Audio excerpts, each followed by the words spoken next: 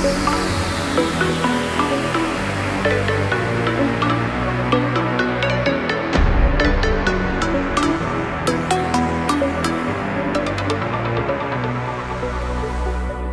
Sigma Theta Sorority Incorporated will be filming, recording, and photographing this event for use in Delta promotional videos, photography, advertisements, social media platforms, web pages, and other future Delta events as the case may be.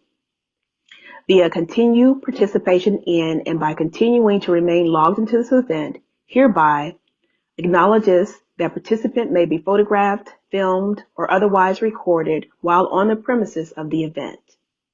Grants Delta, its successors, assigns, and licensees irrevocable consent to include participants' name, likeness, photographic image, mannerisms, and voice or other recording in the production or for exploitation for any purpose whatsoever in any and all media now known or hereafter devised throughout the universe in perpetuity without compensation and or credit.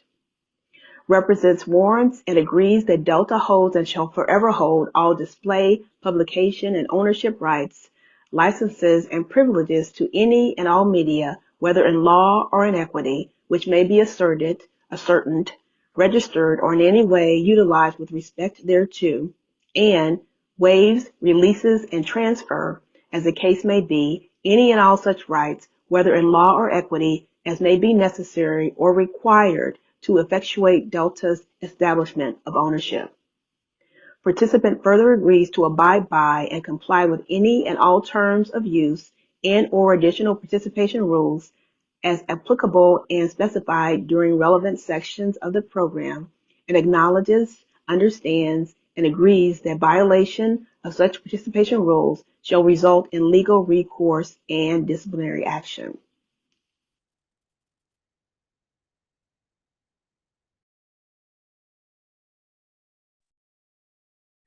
Good evening, everyone, and welcome.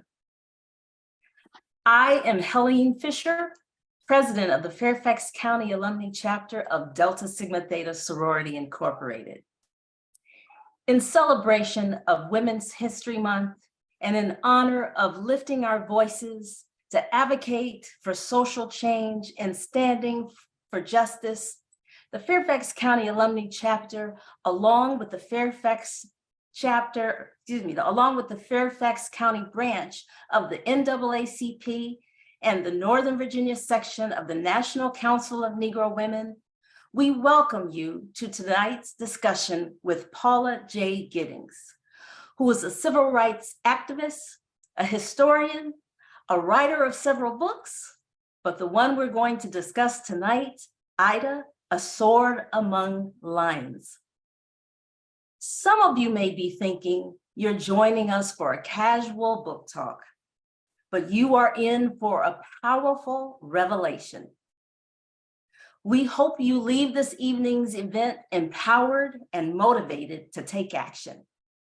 We hope you are impassioned to use your voice as Ida B. Wells did, an early leader in the civil rights movement who dedicated her life to combating prejudice and violence for the fight for African-American equality, especially that of women, and became one of the most famous Black women in the United States of her time.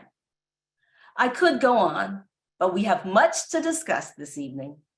So let's hear from Michelle Leet, President of the Fairfax branch of the NAACP, to share a few words. Good evening. I'm Michelle Leet, President of the Fairfax County NAACP. We are delighted to serve in partnership with the Fairfax County Alumni Chapter of Delta Sigma Theta Sorority Incorporated and the National Council of Negro Women, Northern Virginia section, to bring you this wonderful program, wonderful perspective on the great Ida B. Wells.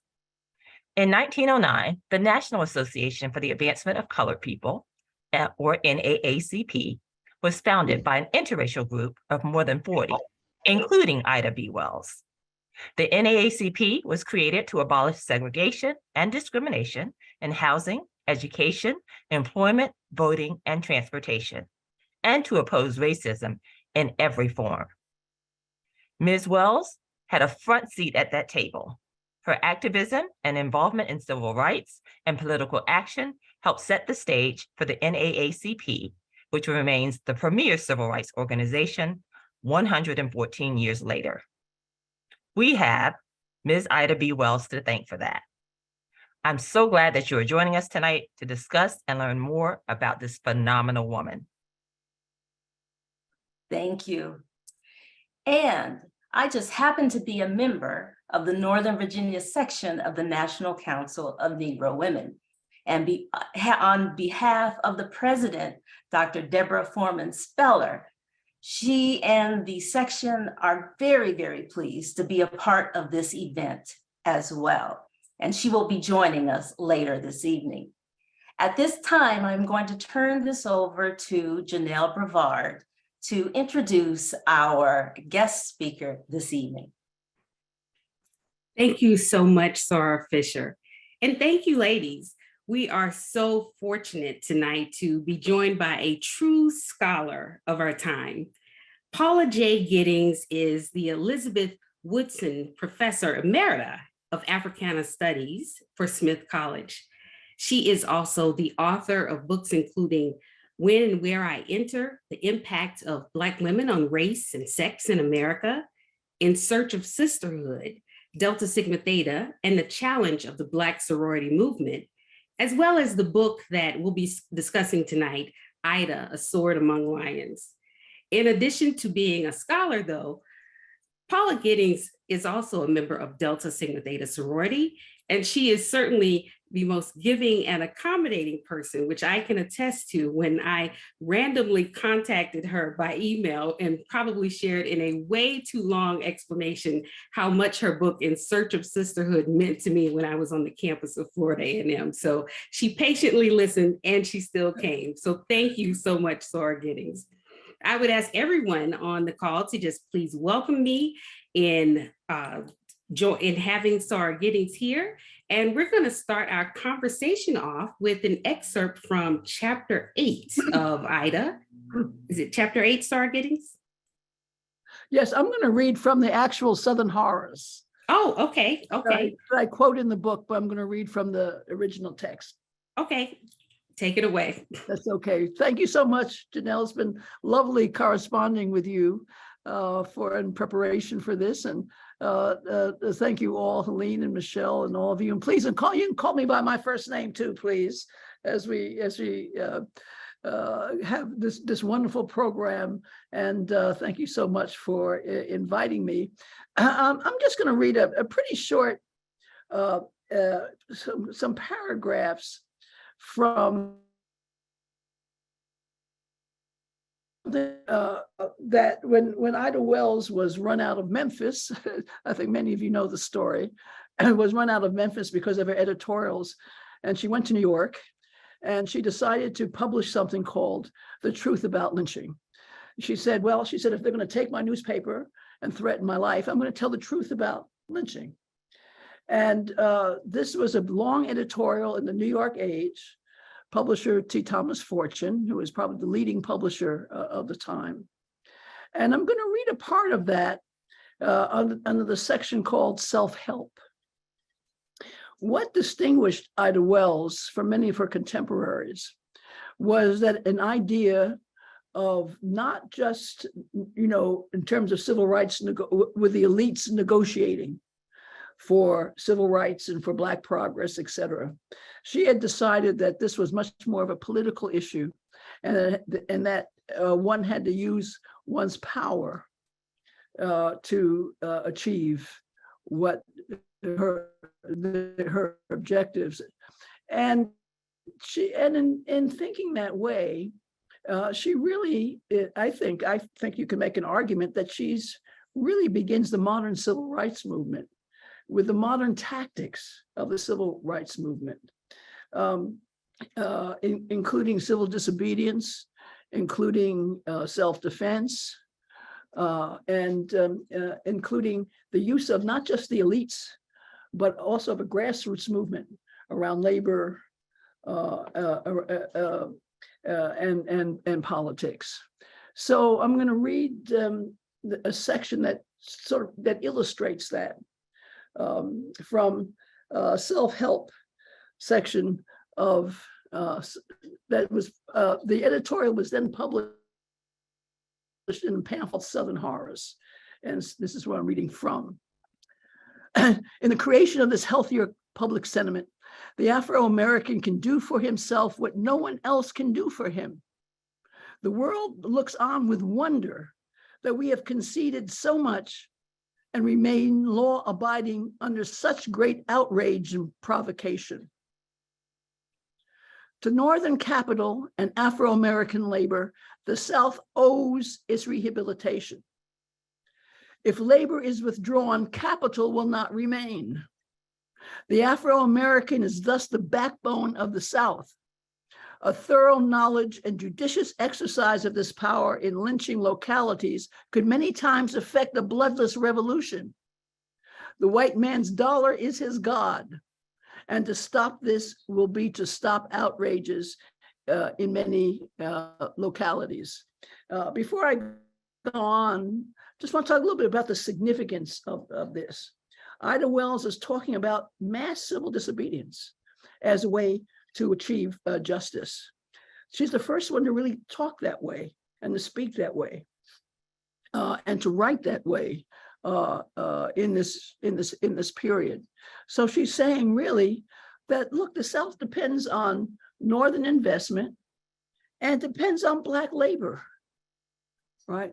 If we can affect those two entities, then we will have the power of civil disobedience to get what we want. And that is how we help ourselves, as she says. The Afro-Americans of Memphis denounced the lynching of 3 of their best citizens and urged and waited for the authorities to act in the matter and bring the lynchers to justice. And of course, she's talking about the lynching here of Thomas Moss, her good friend, who was lynched in Memphis in 1892. And in fact, she was close, she was the godmother of his child and was outraged, of course, by his lynching.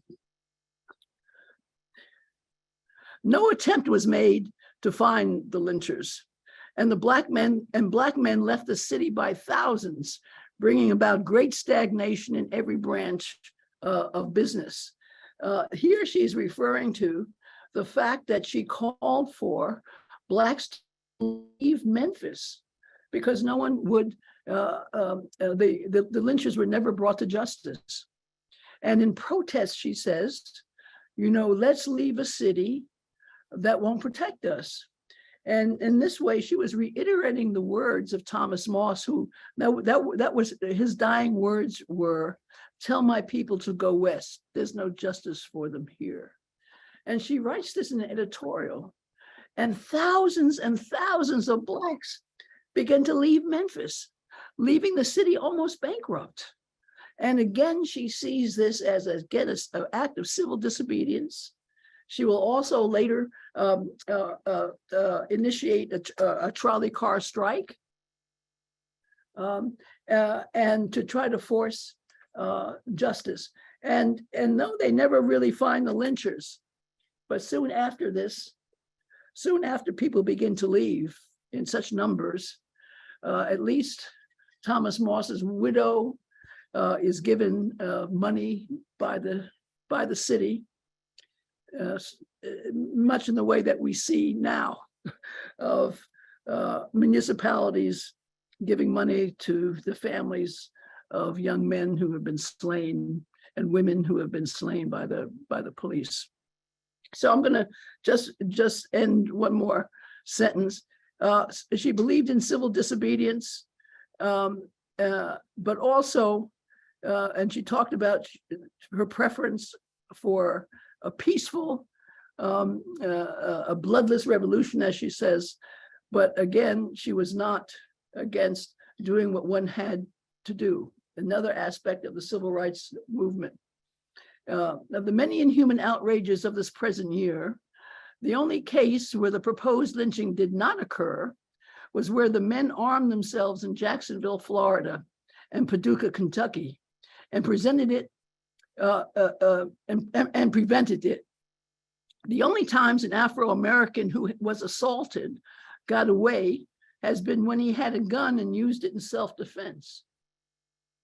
The lesson this teaches, and which every Afro-American should ponder well, is that a Winchester rifle should have a place of honor in every Black home, and should be used for that protection which the law refuses to give. When the white man who's always the aggressor knows he runs as great a risk of biting the dust every time his Afro-American victim does, he will have greater respect for Afro-American life. The more the Afro-American yields and cringes and begs, the more he has to do, the more he has to do so, the more he is insulted, outraged, and lynched. And so no wonder she is run out of Memphis, Tennessee. And these were just two really important facets of her idea of the attempt to stop lynching, which is on the rise in this period. Thank you so much for that excerpt. There is so much there to unpack just in terms of parallels to today's landscape, but also just the writing of the time. So I want to start, before we dive in there, I want to just remind everyone of some rules of the road. Please stay muted throughout the conversation. However, if you have questions for Sarah Giddings, please add those into the chat and we will make sure to save time at the end to answer those. So let's dive in. First of all, it's Women's History Month. And so I want to start with the question of gender, because that's all talked about related to this. Ida seems to benefit from being a woman, and she's able to sort of chastise the community from a maternal viewpoint, chastise the Black community and speak with them with a maternal tone. Yet at the same time, she's bashed by her peers for being, a female and sort of plunging into politics of national importance. And so I wanted to start there and ask you to just talk about how important was Ida's gender and her sex in terms of shaping her as a journalist, as a suffragist, as a progressive reformer. How did it hold her back? How did it affect her? This is such an interesting question, Janelle. I'll answer it.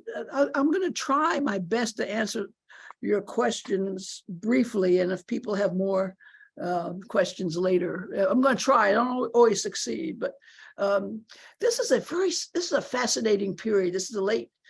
She's coming of age in the Reconstruction period in the late 19th century, and this is a period when there's something called the women's sphere, and separate spheres for men and for women. In other words, what women do and what men do are very different, and their roles set out for both.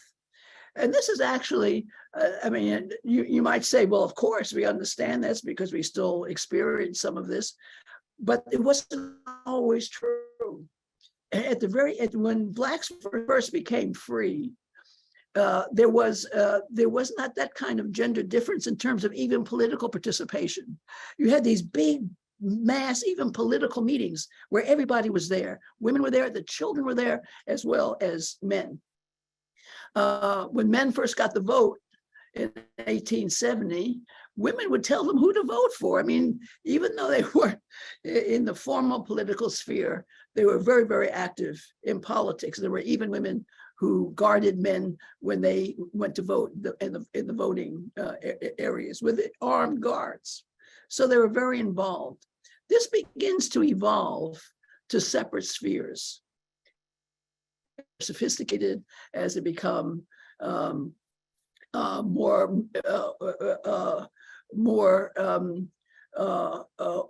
wanting to begin to change and to assimilate more. And so when you're in the women's sphere, I mean, this is, the idea of the true woman, what women are supposed to be, was very important to many Blacks, as well as to Ida when she begins, when she's a young woman. She's trying to be that Victorian woman that she believes the society and that people want her to be.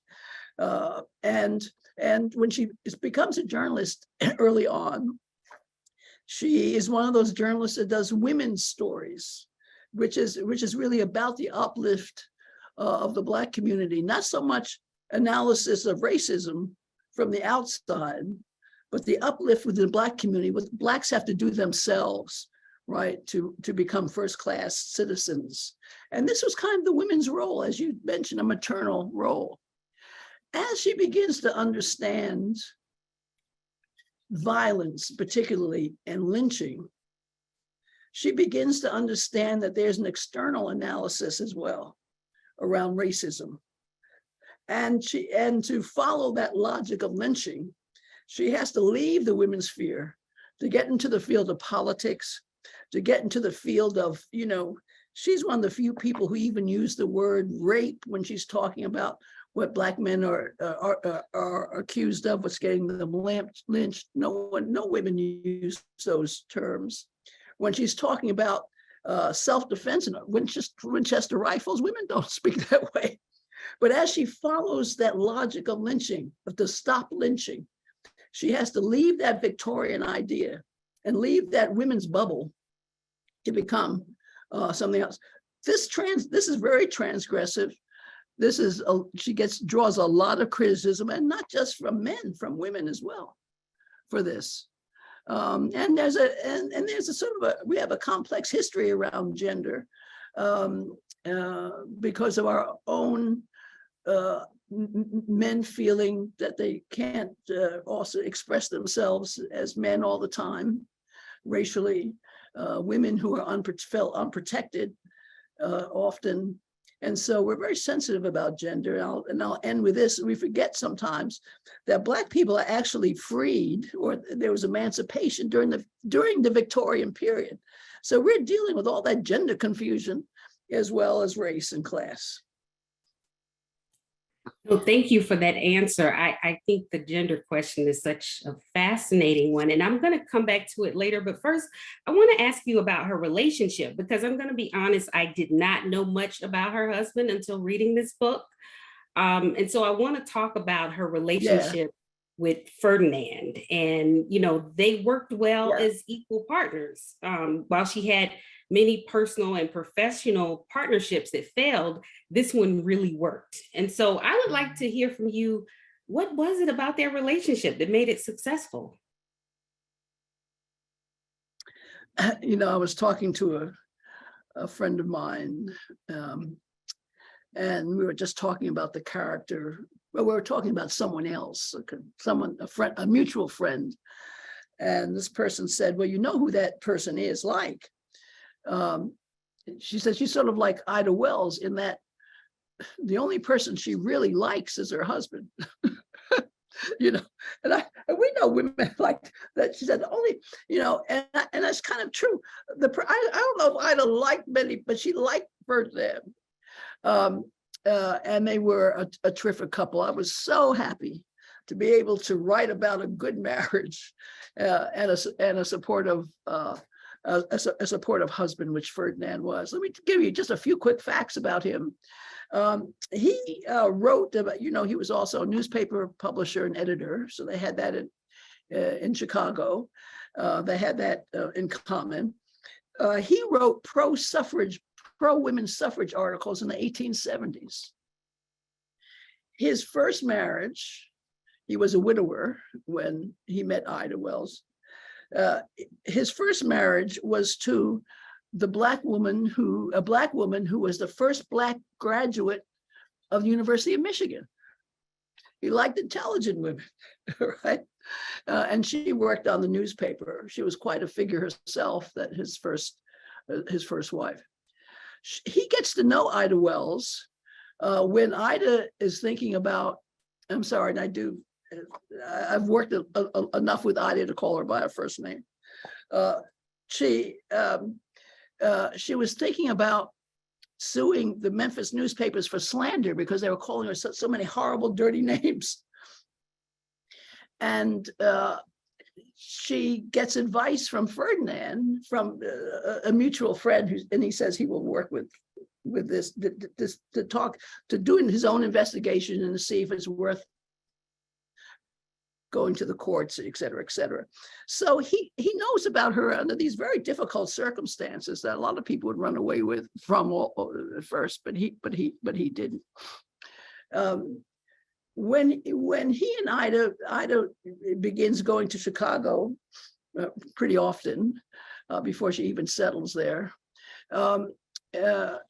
she is at this point in her career, she's very well known when they meet, and she's able to be helpful to him as well in her career. She's very politically connected.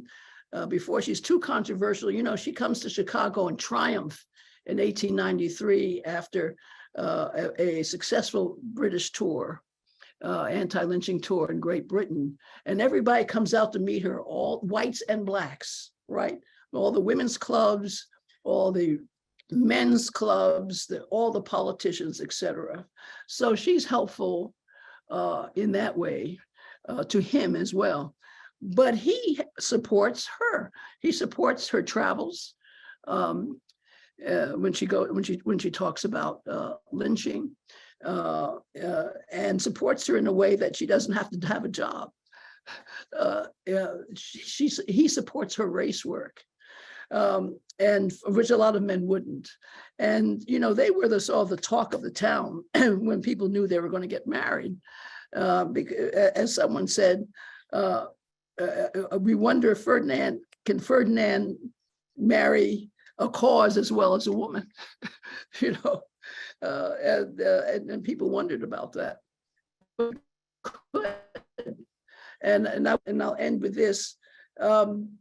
He turns out to be, and I was surprised as I learned more about him, he turns out to be as radical as Ida Wells. He was assistant state's attorney and a politician for most of the time that they were married. But eventually he leaves that office and just becomes a lawyer again. And then is able to speak the most radical things. He tells Chicagoans, for example, in 1919, this is after the horrible riot in East St. Louis where blacks were just slaughtered, where blacks gave up their guns and then were slaughtered. He gives a speech in 1919 and says for Chicagoans not to give up their guns. And that riot, by the way, blacks really fought back, and that's a whole nother story. And so it ended the Red Summer because the blacks were so strong there. So he had a very radical side of him. And one other thing is that somehow they worked things out. When he was appointed by the governor as assistant state's attorney. He's the first Black assistant state's attorney in Chicago. And Ida Wells would often criticize the governor. And people would say, oh, that's the end of Ferdinand's career because his wife. But it didn't end it. And somehow they worked that out. It didn't keep her from criticizing the governor. And he seemed to understand it and maybe actually promoted it in some way. So it's a very long answer to your question, but they had a wonderful, fascinating relationship. No, it wasn't a long answer at all. I was like completely riveted because it described it exactly the way I felt it. Like he actually empowered and sort of embraced her strong voice, which is what made it such a beautiful relationship. I want to talk about the Black vote and Ida's perception of the Black vote. So, because her perception of it changed significantly over the course of her life. And in her early days, she embraced, thoughts that certain skills and abilities should be permitted to vote. But then she embraced calls for everyone later in life. And so what do you attribute that shift to? Well, in the beginning, she and a number of other leaders talked about educated suffrage. And this is the context that, in other words, that educated people should vote. not everyone. And excuse me, this is the context of that. This is a period when those with not formal education, and that's what I mean by uneducated, not formal education, European immigrants are coming into the cities. Blacks are coming in from the from the plantations and from the rural areas into the cities. And many of them are being manipulated by politicians who are taking advantage of their lack of education. We see this now, right? Imagine on this huge scale. And so a lot of populists and people who were very detrimental people thought to democracy and to Blacks were being elected in this way. And so there are people who thought that at least educated suffrage would help with that, if people were at least educated, had some kind of degree. And of course, this what of course she learns is that this is that education has really nothing to do with it, right? It's just another way to keep Blacks from voting. And so, but she begins to, as she's living in a place like Memphis, as she comes to Memphis, she sees also the great political life of Black Memphians, which is tremendous. And they have lots of, you know, in the election of 1890, 92% of eligible Black voters voted. And they put in Blacks into the legislature. This is the 1890. Blacks into the legislature. They were passing civil rights bills, you know. And in fact, this is why, because soon after Blacks are going to start being disenfranchised. It's this power that that whites just couldn't stand. And so they begin to disenfranchise Blacks through things like literacy tests, right, and grandfather clauses and all that. So she begins to see, begins to learn that. And then she is a great believer that she writes an essay, in fact, called Enfranchisement, How Enfranchisement Stops Lynching. And she advocates the vote, and she advocates voting for anti-lynching legislation and for legislators who are pro-anti-lynching, right? And Blacks begin to have a power also on the national agenda because of her anti-lynching campaign. You know, every Republican president, and of course, Blacks were Republicans in this period, every Republican president after 1892 had to, on the Republican platform, there was an anti-lynching objective. There was anti-lynching that they were going to push for, because she has now made lynching a national issue, right? So enfranchisement is one way, she believes, to mediate and to mitigate lynching, and she pushes the NAACP towards this from the very, very beginning. She wants the NAACP to pass to help to pass an anti-lynching bill, anti-lynching legislation through Congress, and that has a story of its own. So she begins to see. That's what's exciting about writing about her, is that she's not perfect. We see her, but we see her grow, and we see her change, and we see her understand what's happening on the ground, and then change accordingly, right? And so yes, she sort of goes from educated suffrage and just uplift the race from within to an idea that enfranchisement too can stop lynching. There's I was listening to what you were saying, and there's so much again that I want to ask, and I want to make sure I get to everything, and then remind everyone, if you have questions, please add them I'm into the sorry, chat. I'll be a little shorter. I'll be a little shorter. No, keep going. It's all good stuff. I can't help myself. You mentioned 92% of Blacks voted, which I think is absolutely fascinating.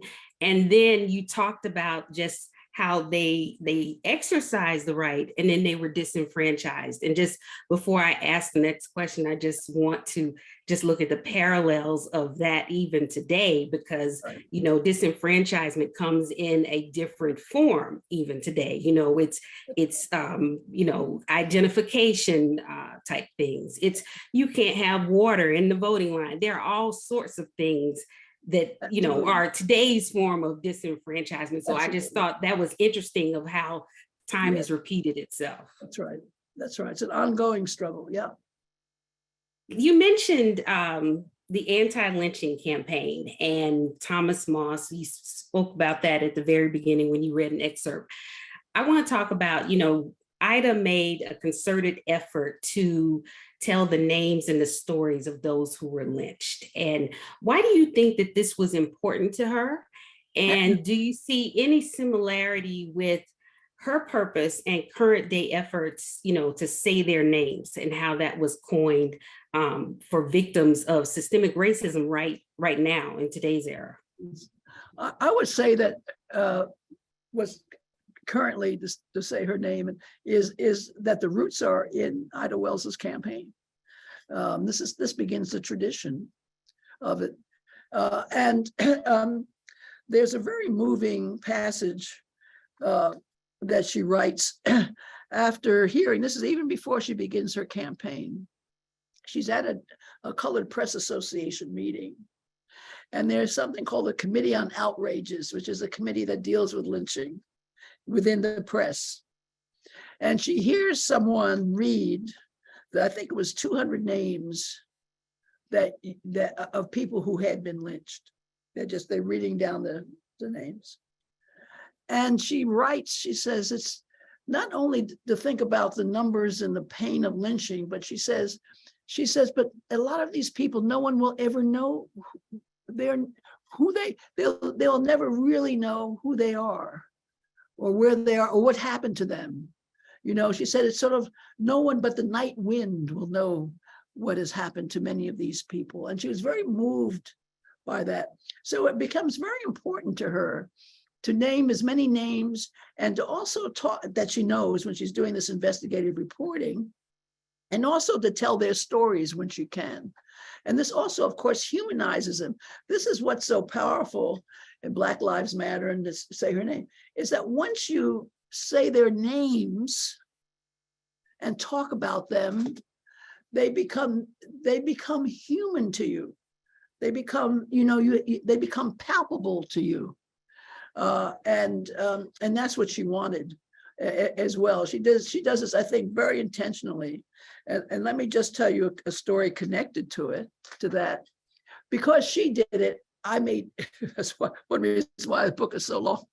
I made an effort to also do it, to honor her of what she wanted to do. And I've named a lot of names in the book. And I was at an association Black History Conference, and I was on the dais. I was getting ready to give a talk, and before it begins, a woman comes up to me, and I have to get up off my chair and sort of lean down because the dais is raised, and she grabs my hand, and she says, "You know, we never knew what happened to my great-great-grandfather until we read his name in your book. He had been lynched.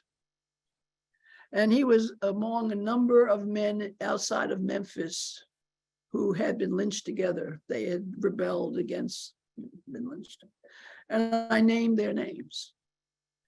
And she said, that's the first time we saw what happened to him, because he just seemed to disappear. We didn't have a record of him, you know? So that is, so now he lives in a different way within that family. And I really got my heart stopped. But I also, you know how you do things because you know it's right. But then somebody says something like that to you and you know exactly why you did it, right? And why you had to do it.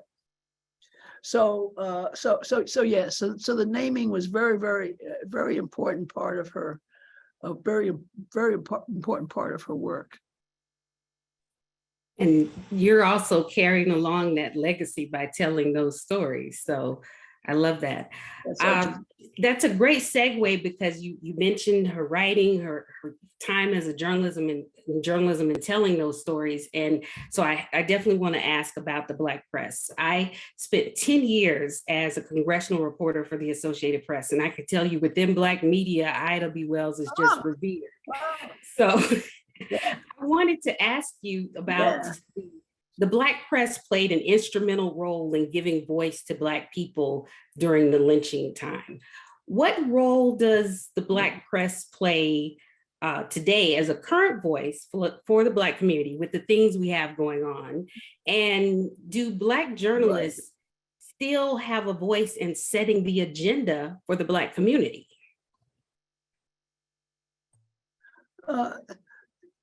Great question, Janelle. And I hope you will also provide an answer because you know more about it than I do. Let me just say a little bit what you know as well. I'm sure what's happened historically to the Black press. Late 19th century, 200 Black newspapers are being published every week in the late 19th century. Wells is a part of the golden age, really, of the Black press. And that remains as very important. The Black press, which can be described just as you did, in terms of being central to Black people, to the civil rights movement, to people's understanding of what was going on. Then things begin to happen after World War II, which are very, very difficult.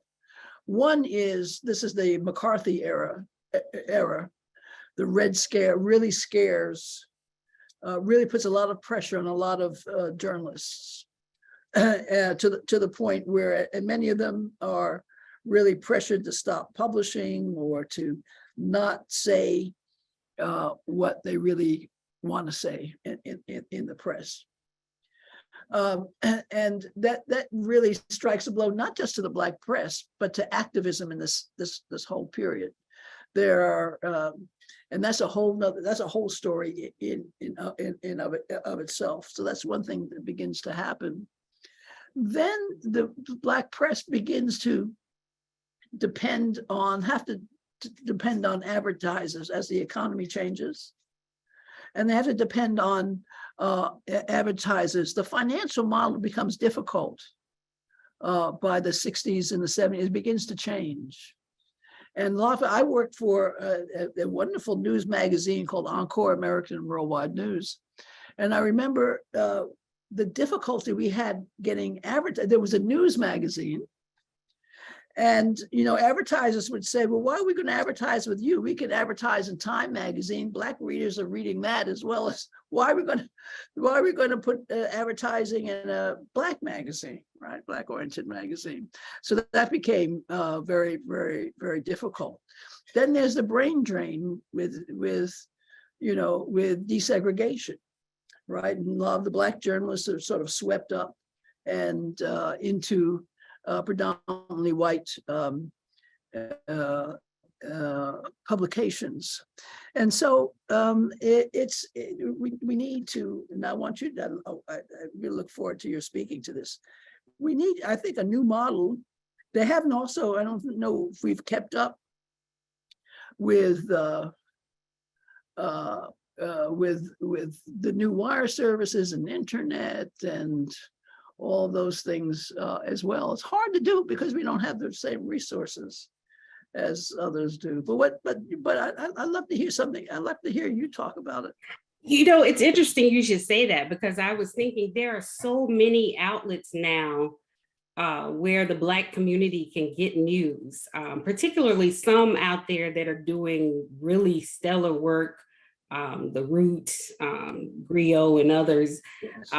But I think there needs to be an awareness in the community to even support some of those outlets that are sort of, burgeoning at the seams, new media, as you would call it. Right. So it's very changed landscape, I think, even from obviously from Ida's time, but even from my time when I was a journalist, it's very changed. So Right. yes, much for the community to do. We actually have some questions from the audience, but before I get to those, there is one I was dying to ask you before I stop, and that was, obviously we have many women on the call tonight, not all, but many. And so I wanted to ask, what can today's woman glean from Ida's life as we go about being outspoken on social justice? Because there is, as you have indicated in, several of your comments tonight, there's so many parallels. What can women glean from Ida's life? Well, let me start with the good news, which is, I know a lot of her. This was a very challenging period. She was born in 1862. She dies in 1931. And this is a tumultuous period in US history for lots of reasons. And a lot of her contemporaries, who are also activists, did not fare as well as she did in terms of their sensibility. There's lots of alcoholism. There's lots of a couple of journalists actually committed suicide. They had a very difficult time. But if you read there's a notebook that Ida kept up until almost up until the time she died. And if you look at it, I mean, she's ready to start a new newspaper. She's ready. She's ebullient, She's, she is looking on the world, even though she's had a tough time. She loses an election. She runs for a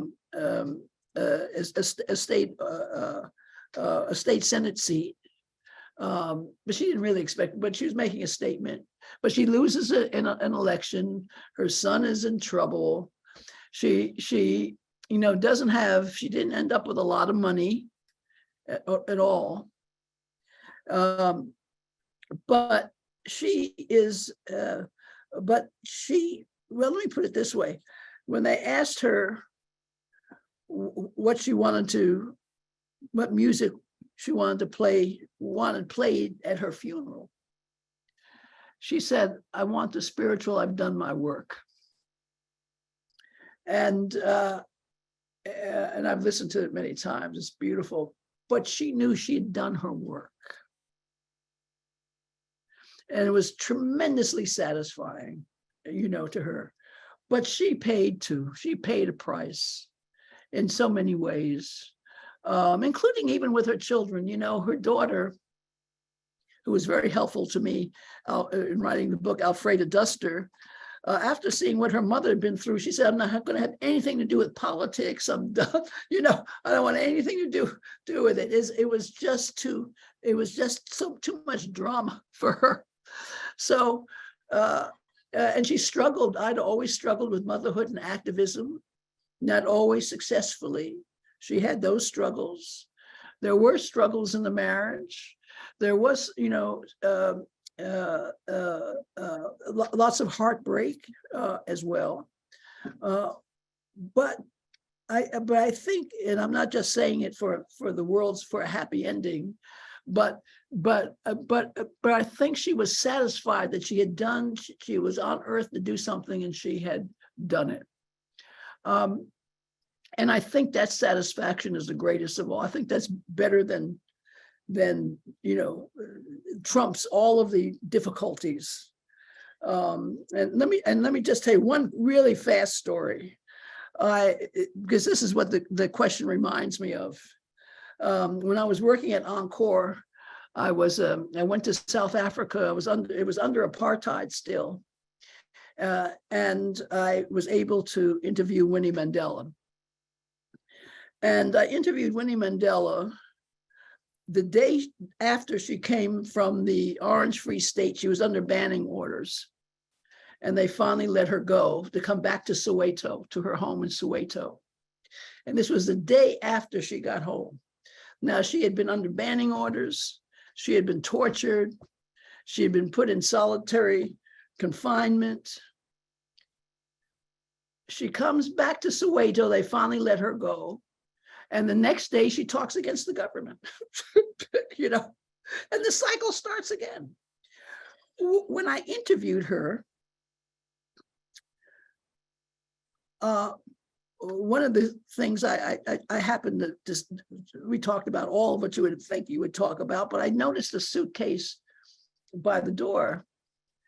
And I said, Mrs. Mandela, what is the suitcase there for? She says, when they come to get you, when the police come to get you, it's usually like 3 or 4 in the morning, you know what I mean? So I keep a little toothbrush there and a change of underwear. And what I thought about that later, I said, this woman has no fear. They have done everything they could to her.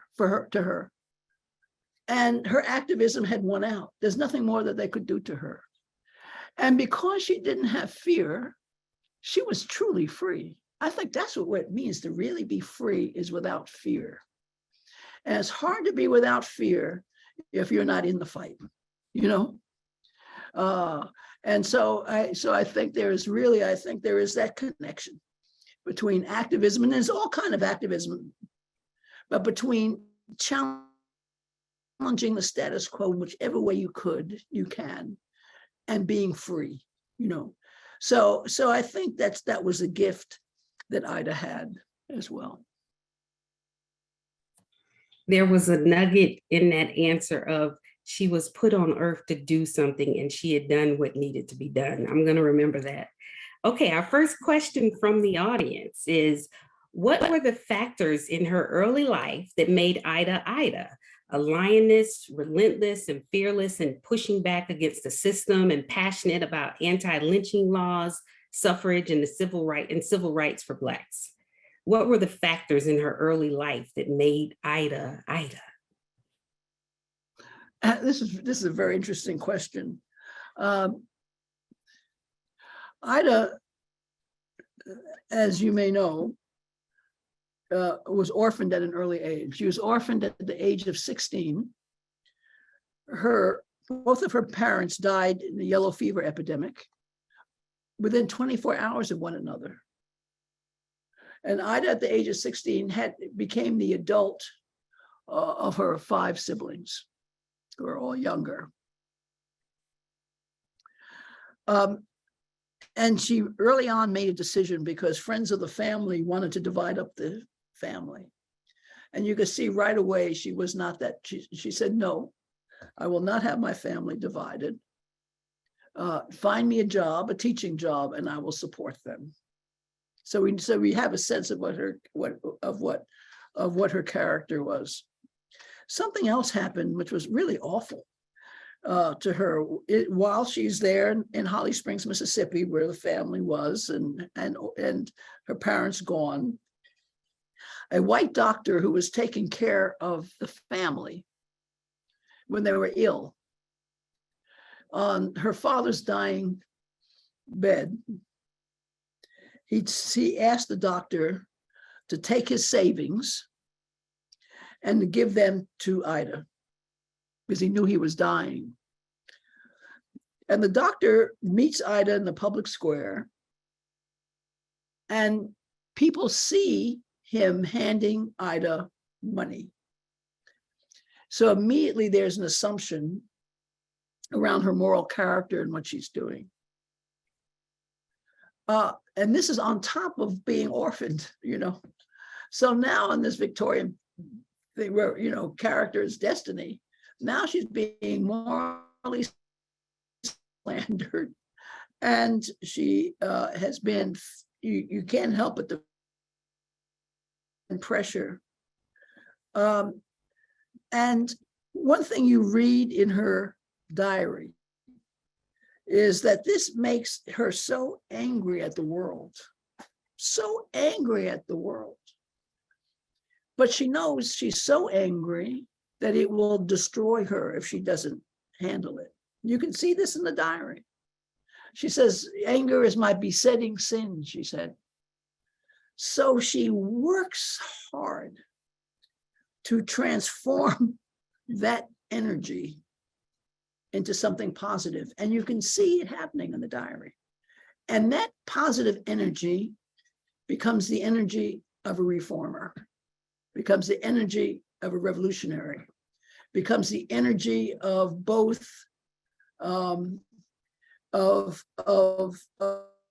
saving her race and herself at the same time, right? And so that is she is an intense, relentless activist, and I think this is the basis of it is her own sense of, even before she intellectualizes the problems. Well, you know, the same thing is happening to the race is happening to her, morally slandered, unprotected, you know, and she almost becomes one with what is happening to Black people in this period herself. And I'm sure other activists were too. So I think this is the foundation for her activism. Thank you. Here's one other question from the audience that I think is really good. I'd love to hear your answer to this. Did the anti-lynching bill that finally passed in 2022 cover the things that Ida B. Wells wanted in the bill she fought for?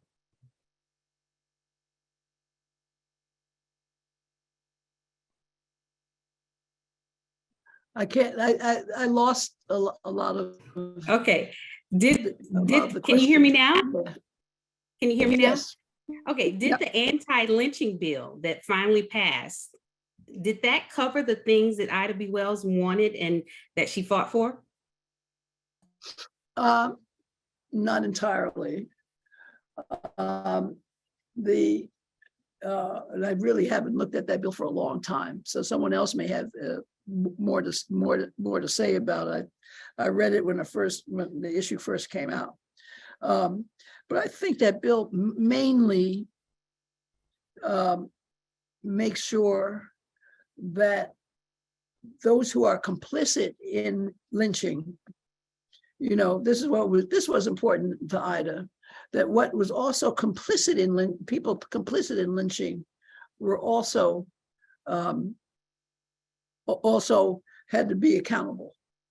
And you know what she did was to fight for, because there are so many instances when the sheriff, for example, let lynching happen, or when some kind of official if they didn't actually participate in themselves, or another official did.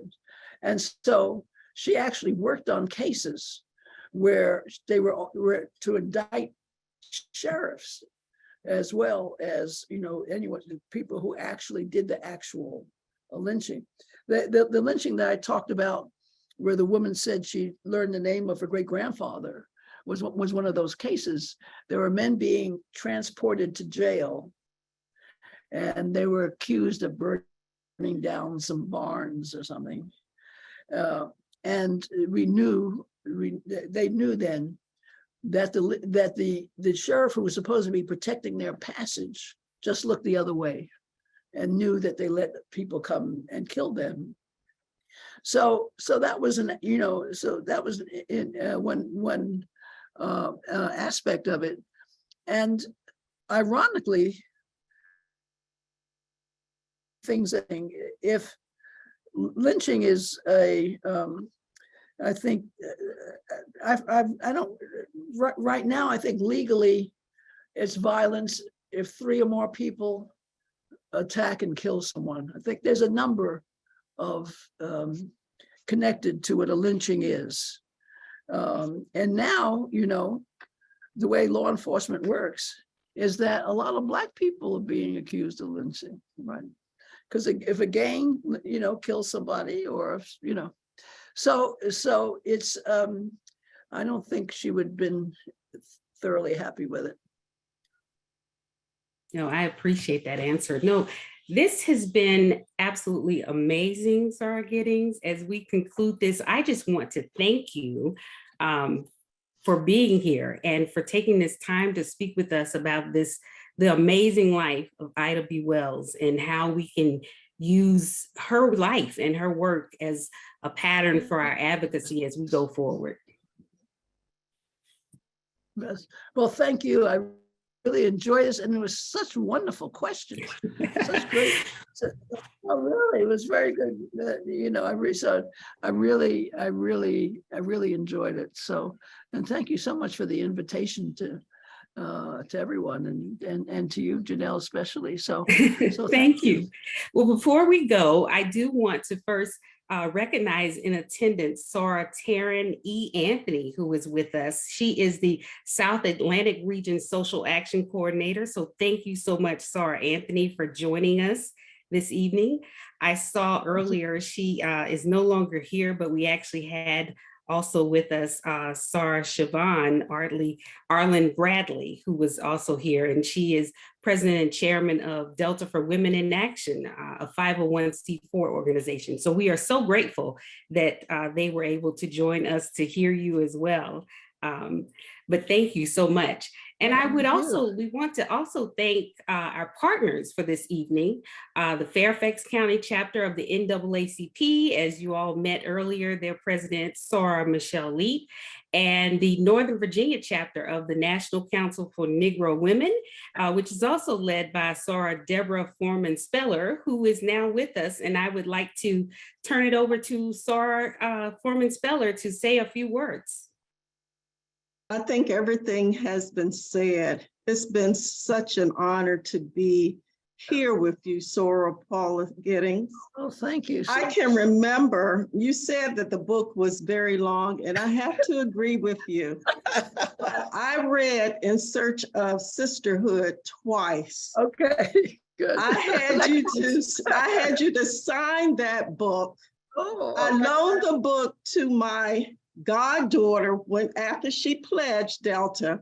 She returned the book to me with no signature, and I cried. But I want to thank you tonight for all the wonderful information that you shared. I did Google to see whether Ida B. Wells and Dr. Mary McLeod Bethune had ever come together, and I learned that they did. There was a Baptist meeting in Chicago where they were together advocating for our people. So that's another time when you can come to address that. But thank you so much for giving me and our section the opportunity. Thank you so much. Right. I can't help myself. There's a great story for the presidency of the National Association of Colored Women. Ida Wells ran against Mary McLeod Bethune and lost almost unanimously to Bethune. So thank you so much. And thank you, Sarah Foreman Speller, for those words. We are so grateful for all of you, your time, your interest in this programming.